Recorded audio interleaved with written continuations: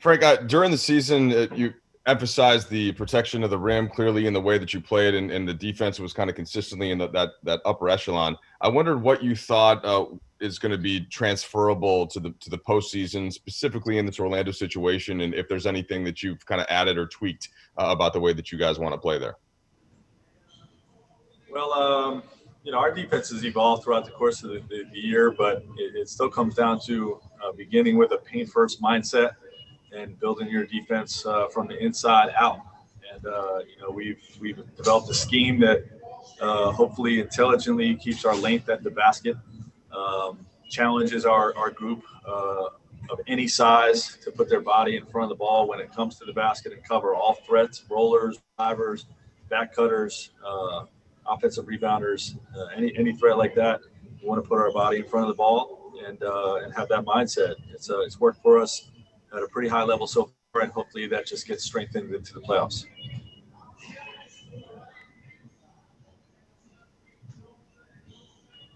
Hey, Frank, it's Kyle. There's been a couple high-profile guys leaving the bubble for family matters, and I know those are all very personal reasons, Zion, Montrezl Harrell. But in the wake of that kind of thing, have you either discussed with your family what some of those situations might be where you might have to leave, or is that something you just will take it if it comes? I have talked about some of that stuff with my wife in particular. If scenario A were to happen, if scenario B were to happen, there are scenarios where personal reasons would cause you to leave the bubble. I mean, that's just in life in general. So I don't think it's really any different with the bubble. But we have had those discussions, and we'll cross those bridges when we come to them. Hey, Frank, it's Dave. I wanted to know if you guys have had any conversations as a team in Orlando about how you could have a demonstration or have conversations or whatever about social justice issues facing this country and present a united face as a Lakers organization. Well, when the movement began, we had some conversations like that. We haven't furthered them in terms of any potential demonstrations yet, but I do anticipate having those types of conversations before we get going and playing games. Thanks, Frank.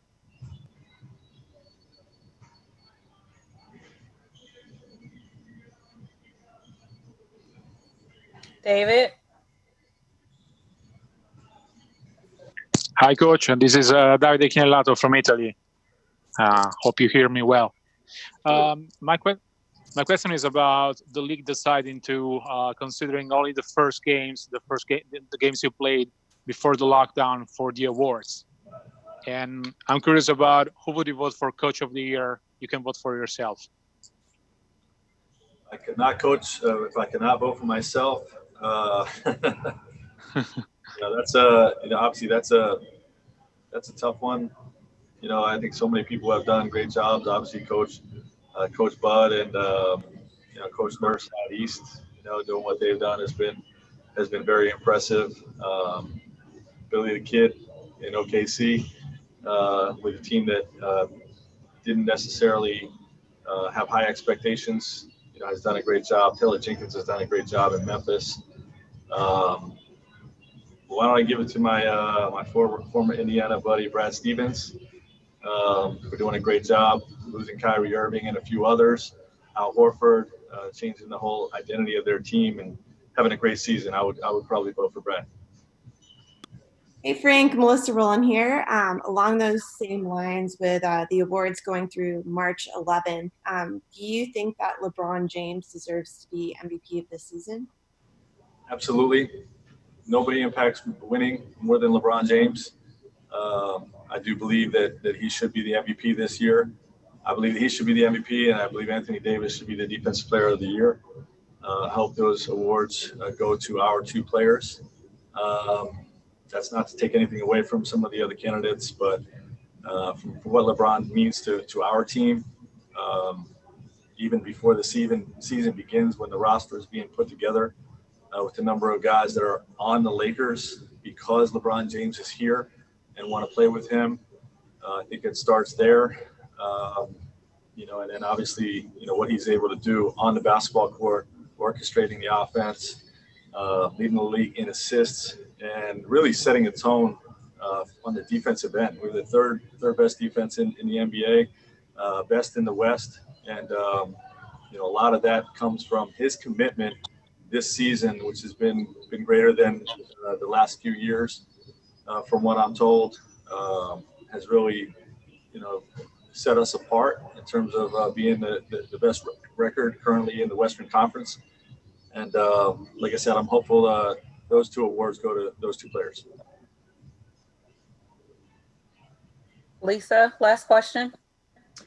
Hey, Frank, just following up on that, if you can remember back to that last game that we had with you that last weekend, that Friday, the Bucks versus the Lakers, what did you see out of LeBron and AD in that game to just kind of, like you said, set the tone?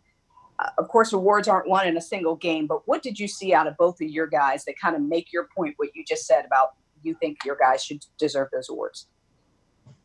Yeah, well, obviously Anthony dominates in his own matchup in most cases, but also has the ability to switch out and guard anyone on the floor at any size and be one of the best rim protectors in the game. So, that versatility and dominance, makes him the front runner in my book.